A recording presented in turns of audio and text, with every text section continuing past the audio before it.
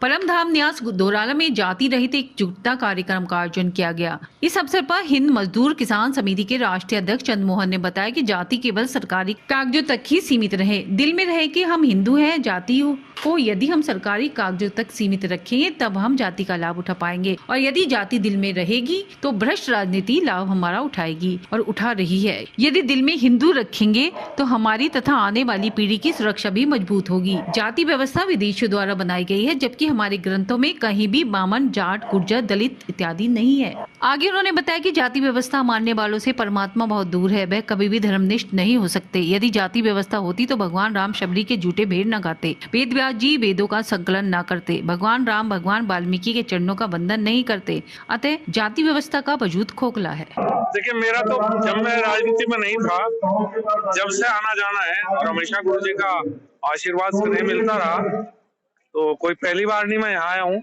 और हमेशा से आता रहा हूँ। जब भी गुरु जी यहाँ थे तब जब भी मिलने आता हूँ। तो आज लेके जाएंगे यहाँ से आज जाति विहीन समाज की स्थापना, यही से हमेशा उनका गुरु मंत्र रहा है और इसी पे आगे हम भी प्रयास करेंगे कि लगे रहेंगे जाति विहीन समाज की स्थापना। तो उनका आशीर्वाद तो बहुमूल्य है, पहले भी उनका आशीर्वाद रहा है और उन्होंने आज आशीर्वाद दिया है, तो मेरे लिए तो बहुत बड़ी बात है।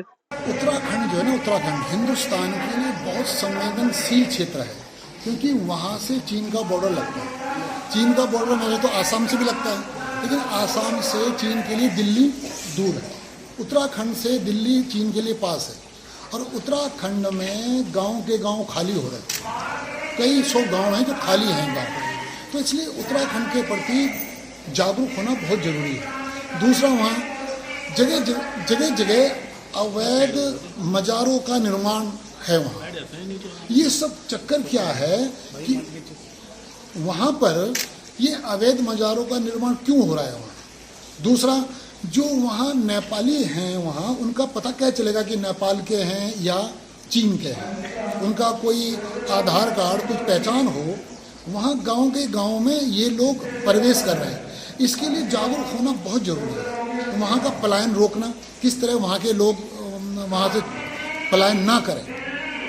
कुछ गांव तो ऐसे जहाँ एक भी आदमी नहीं है। जहाँ हमारा जन्म हुआ है मंचकोट गांव, वहाँ केवल तीन एक परिवार हैं केवल, बाकी सब कोई दिल्ली, कोई देहरादून, सब लोग निकल गए। जिस समय एक स्वाभिमान की स्थापना हो रही है, माँ अहिल्याबाई होलकर यही चाहती थी कि जितने भी यहाँ हमारे मंदिरों का पुनः निर्माण हो, जो प्राचीन मंदिर हैं। इसी तरह राम मंदिर का निर्माण हो रहा है, स्थापना हो रही है, तो ये बड़ी दिवाली की तरह है।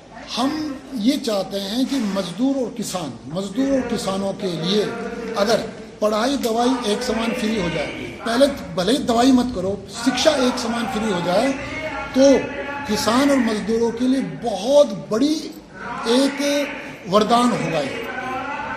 इसलिए किसानों के लिए हम ये संघर्ष करते रहते हैं, योजना बनाते रहते हैं, किस प्रकार हम एक ऐसा आंदोलन खड़ा करें जिससे पढ़ाई एक समान फ्री हो, सरकारी स्कूल हो केवल, प्राइवेट स्कूल सारे बंद हो। ये कि वे अपने यहाँ से वो हाथ से बना हुआ वो लाए थे हमारे लिए जी, ठीक है। तो एक वो ऐसे MP हैं, हमको भी यहाँ 25-33 साल हो गए हैं, कि जो मनुष्य आम जनता तक जुड़ा हुआ है, गरीब से गरीब, अमीर से अमीर आम आदमी तक वो मनुष्य पहुँचता है। MP है। जैसे मैं जब पहली बार आया था इस क्षेत्र में, गुरु महाराज ने भेजा था सुकरताल, उस समय से अब तक जो हम देखते हैं, हम पहले से ही जाति व्यवस्था, नशे के खिलाफ काम करते रहे। तो उस समय से अब तक का जो हमारा उत्थान है वो देख रहे होंगे। पहले केवल 2 आदमी थे जो हमारे साथ हमारी बातों को मानते थे, आज लाखों हैं।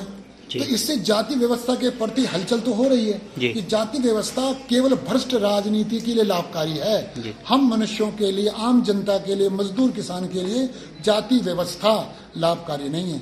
इसलिए हम कहते हैं जाति व्यवस्था सरकारी कागजों तक ही सीमित रखो, जाति का लाभ उठाओ, लेकिन दिल में जाति ना रखो। हम कहते हैं अंग्रेजी नववर्ष सबके लिए मंगलकारी हो, मंगलमय हो, शुभकामना हो, ये अंग्रेजी नववर्ष।